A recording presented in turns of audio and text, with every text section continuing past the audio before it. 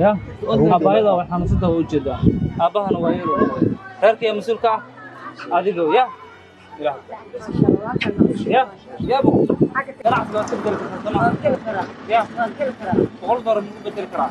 بقول دار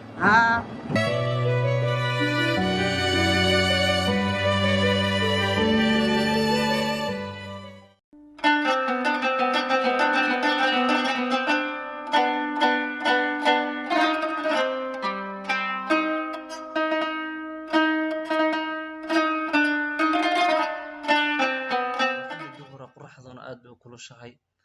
maamadaas waayeelkaana qorraxda ay waxay la taagan tahay cadiyahaas ay iibinaysaa si ay ubadkeeda ay ugu hesho waxay cunaan annagana waxaan jeclaysanaa inaan ka farxino يا حبدي ما قهوي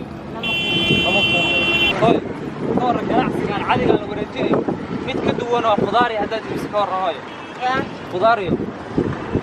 kan cadiga khudaartu waxay ku yimid lacag u baahan tahay لكن هو هذا العقد حباير كثير جناح سوى تبدل كرا يا بقول دار من بدل كرا بقول دار جناح سبعة وخمسة كرا بيناني هاي هاي برده فيكم على كلام كم على قصة صح ثلاثة صح أنا كيس وكان في عمد فرنسا كان في عمد فرنسا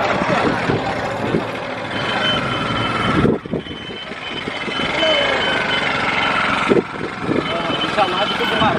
فرح وريك يا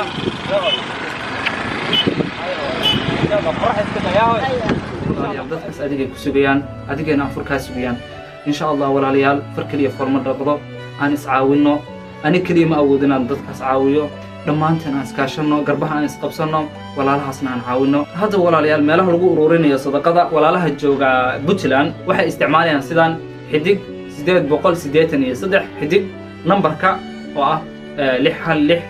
616 6 xidig lacagta ay gelinayaan yani saas u tuuri karaan